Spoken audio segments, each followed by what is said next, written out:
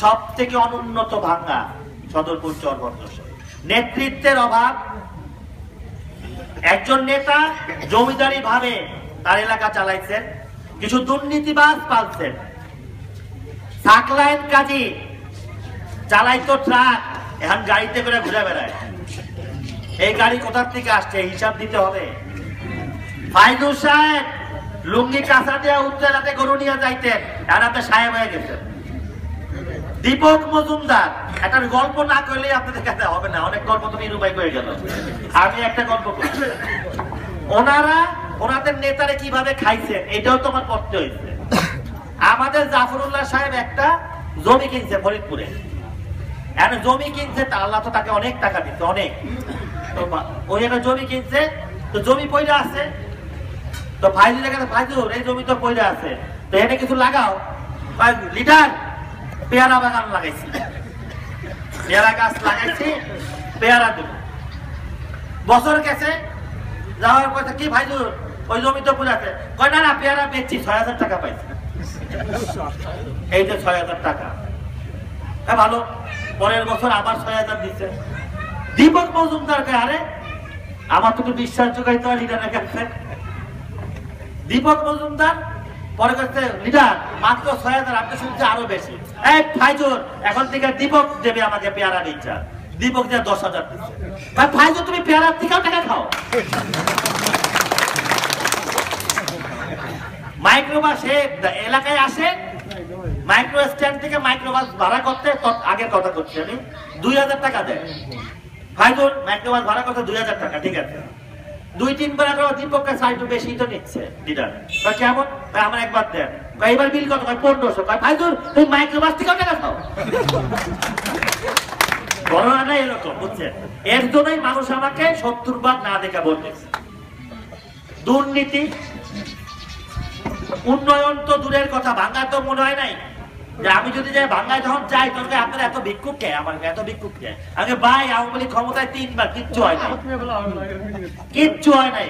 কি করেন? অন্য অন্য এলাকায় তো আপনারা শিবচর যান, আপনারা নগরকান্দা যান, ফরিদপুর যান, যাইয়া দেখেন ফরিদপুর ঢুকলে মনে হয় কি রাজধানীতে আসছে। শিবচরে ৪ আঙ্গুল কাঁচা রাস্তা কোথাও না, সব পাকা হয়ে গেছে। এক জায়গায় দাঁড়ালে ৭টা ব্রিজ।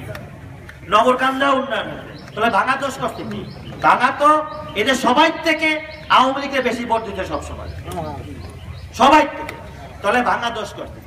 যাই হোক, এগুলো আমার থেকে ভালো আপনারা বুঝেন দেখাই, আপনারা ৭০ ভাগ মানুষ না দেখে আমার ভোট দিচ্ছে। আর আমি এইটাই বুঝতে চাই যে কেন ৭০ ভাগ মানুষ আমাকে ভোট দিতেন।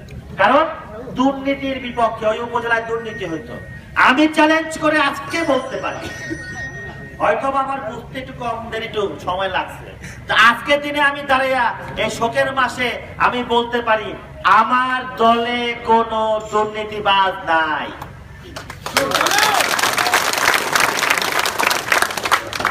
আমি কোনো দুর্নীতিবাজ পালি না। সে আমার আপন ভাই হলো, আমি তাকে ছাড়বো না। এর প্রমাণ হয়তো আপনারা একটু পাইছেন। নিক্সন চৌধুরীকে মানুষ না দেখা ভোট দিছে উন্নয়নের জন্য। আমরা ১.৫ বছরে ৩ উপজেলায় ৪৫ কোটি টাকার কাজ আনছি, ৪৫ কোটি টাকার, যেটা বিগত ৫ বছরে মাত্র ১৭ কোটি টাকার কাজ হয়েছে। যেখানে আমরা এই ১.৫ বছরে ৪৫ কোটি টাকার কাজ আনছি। আমরা বগাইলের রাস্তার জন্য এখন আমি দেখতে যাব, ঘাড়ুয়ার রাস্তা, কলেজ পাড়ের ব্রিজ, বিবির কান্দার ব্রিজ, সবকিছুই পাস করতে। একটু ধৈর্য ধরতে হবে, একটা কাজ তো আমি পকেটে নিয়ে ঘুরি না, এটা একটা সরকারি নিয়ম আছে, করতে হবে। তবে আপনাদের কথা দিচ্ছি, আমার দলে যারা নেতা কর্মী আছে তাদের আমি বারবার বলতেছি, যেই হন কোন দুর্নীতির আশ্রয় নেবেন না, কোন দুর্নীতিকে প্রশ্রয় করবেন না, তাহলে কিন্তু দুর্নীতিবাদদের মতন ছিটকে পড়তে হবে। আর আমার নুরুল হক চাচা বলতেন সংগঠন।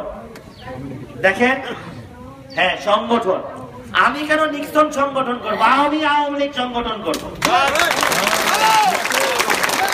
যদি দরকার হয় তারা কারি সংগঠন করুক, আমি আওয়ামী লীগের সংগঠন করবো। আওয়ামী লীগ এই জাফরুল্লাহ সাহেব আসার পর থেকে অনেক চোট খাওয়া আওয়ামী লীগাররা রাজনীতি ছেড়ে দিছে, অনেক চোট খাওয়া আওয়ামী লীগাররা বিএনপিতে জয়েন করেছে। আমাদের থেকে অনেক সিনিয়র নেতারা যারা রাস্তায় রাস্তায় ঘুরে বেড়াচ্ছে, ঢাকা শহরে চলে গেছে। এই জাফরুল্লাহর কয়জন মানুষ আপনার মতন জেল খাটে, তারা পালায় চলে গেছে। অবশ্যই আমাদের তাদের ঘরের ছেলে ঘরে ফেরত আসতে হবে।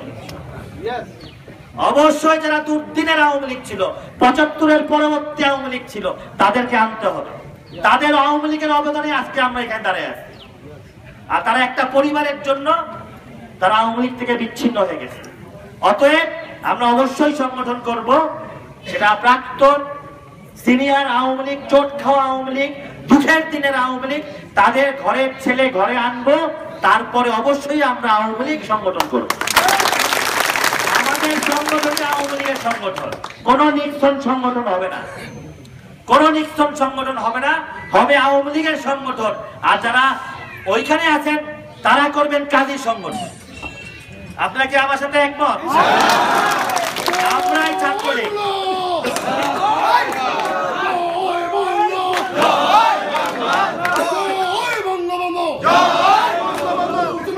আমাদের জন্য একটা সুখবর, এই উন্নয়নটা আমরা করতে আরম্ভ করছি। আমাদের আল্লাহ তাআলার অসীম রহমত যে আমাদের ফরিদপুর থেকেও একজন এলজিআরডির মন্ত্রী আসছেন। আমি ওনার সাথে সাক্ষাৎ করছি। উনি বলতেন, বেটা যেটা তোমার বরাদ্দ ছিল তার 2 গুণ বরাদ্দ ইনশাল্লাহ তোমার এলাকায় আমি দেবো, তুমি কাজ করো। এটাও আমাদের জন্য সৌভাগ্য। এইবার ভাঙার মানুষ, আমার এক চাচা বলছেন, বারবার স্বতন্ত্র ইলেকশন কইরা, কিন্তু এখানে আমি একটু দ্বিমত পোষণ করব। আপনারা মনে হয় স্বতন্ত্র ইলেকশন পর্যন্ত পৌঁছান নাই, স্বতন্ত্র সাপোর্ট পর্যন্ত। বারবার নির্বাচনে যায় সরে যাওয়াটা ইলেকশন না। আপনারা নির্বাচনে সাপোর্ট করছেন কিন্তু ভোট পর্যন্ত যেতে পারেন। তো আমরা এবার ভোট পর্যন্ত যখন গেছেন, বারবার বলতে রবিবারটা বলতেছিলাম, আমি আজিমনগর একটা বলছি, যার জন্য আপনাদের উপর এই চাপটা। যাই হোক, সব থেকে বড় কথা, নিক্সন চৌধুরী আজিমনগরের সন্তান। আজকে রাত্রেও আমি আমার বাড়িতে থাকবো। এটা আপনাদের বাড়ি, এই ইউনিয়ন আপনাদের, এই ইউনিয়ন আমাদের। বাকি 25 ইউনিয়নের মেহমানগিরি আমরা করব। যেমন শিবচর থানার এমপি লিটন চৌধুরী, তার বাড়ি দত্তপাড়া। ভাঙা সদরপুর চরবদ্রসনের এমপি নিক্সন চৌধুরী, তার বাড়ি আজিমনগর। অতএব আজিমনগরবাসী ধৈর্য ধরেন, এটা আমার ইউনিয়ন, এখানে উন্নয়ন হবে, এখানে আপনারা থাকবেন এবং 3 উপজেলার মানুষের সেবা করবেন আপনারা। অতএব এটা আমাদের ইউনিয়ন। যে কোনো সময়, যে কোনো, খালি ঢাকাও যাওয়া লাগবে না। প্রতি সপ্তাহে আমি আসি। অথবা আমি সদরপুর গেলে আপনারা জানেন না যে আমি বাংলায় আসছি, আমার চরবদ্রসন গেলে জানেন না। আমি প্রতি সপ্তাহে আসতেছি। আপনাদের যে কোনো প্রয়োজনে অপেক্ষা করবেন। আমার বাড়ির সামনে ট্রলার আছে, ট্রলার দিয়ে যে কোনো বেলা, রাত্রে হোক সকালে হোক, আপনারা আমার সাথে দেখা করবেন, আপনাদের সমস্যার কথা বলবেন। আমি আপনাদের আজিমনগরের সন্তান, আজিমনগরে আমার বাড়ি। যতদিন আপনারা রাখবেন ততদিন আমি থাকবো। আমার জন্য দোয়া করবেন। জয় বাংলা, জয় বাংলা।